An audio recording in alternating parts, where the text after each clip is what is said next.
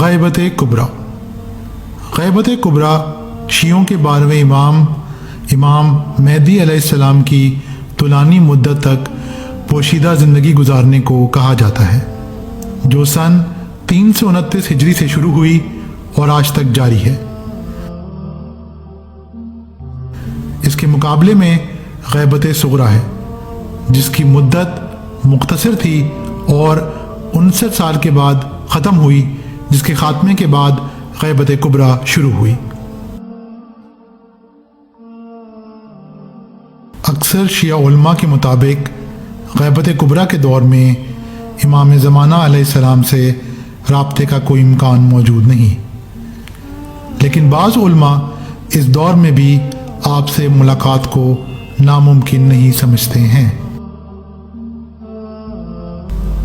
علامہ Tabatabai کے مطابق امام زمانہ علیہ السلام غیبت کبریٰ کے زمانے میں بھی امامت کے بعض وظائف جیسے باطنی اور معنوی طور پر لوگوں کی رہنمائی اور ان پر ولایت کو انجام دیتے ہیں۔ غیبت اور مخفی زندگی۔ امام زمانہ کے لوگوں کی نظروں سے غائب ہونے کو اور پوشیدہ زندگی گزارنے کو غیبت کہا جاتا ہے۔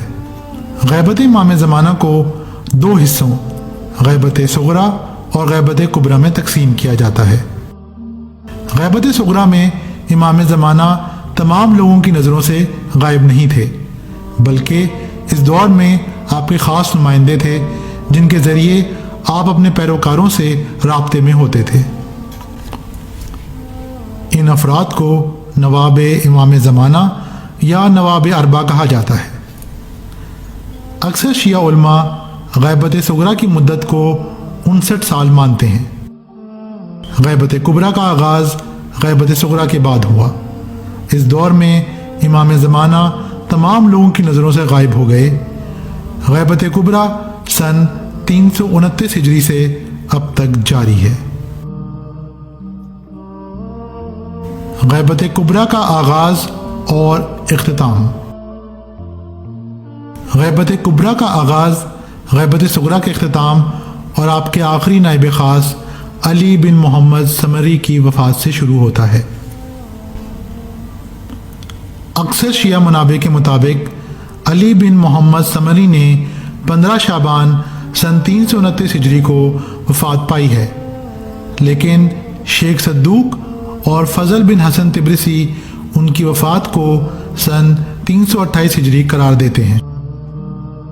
شیعہ منابع کے مطابق علی بن محمد سمری کی وفات سے 1 ہفتہ قبل امام زمانہ نے اپنی ایک توقیع میں ان کی وفات اور غیبت کبریٰ کے آغاز کی خبر دیتے ہوئے اسے اپنے بعد کسی کو اپنا جانشین مقرر نہ کرنے کا حکم دیا۔ اس توقیع میں اس دور کے اختتام کی طرف کوئی اشارہ نہیں ہوا ہے، صرف یہ آیا ہے کہ اس دور کا خاتمہ اس وقت ہوگا جب دنیا بے انصافی اور ظلم و جور سے بھر جائے گی۔ اس دور میں امام زمانہ کا کردار۔ علامہ طباطبائی کے مطابق امام زمانہ غیبت کبریٰ کے دور میں بھی اپنی امامت کے بعض وظائف کو انجام دیتے ہیں۔ امام کا وظیفہ صرف دینی تعلیمات لوگوں تک پہنچانا اور ظاہری طور پر ان کی ہدایت اور رہنمائی کرنا نہیں، بلکہ اس کے علاوہ امام کے اور بھی وظائف ہیں جن میں باطنی اور معنوی ولایت اور رہبری سر فہرست ہے، جس کے ذریعے امام لوگوں کی معنوی زندگی کو سدھارتے ہیں۔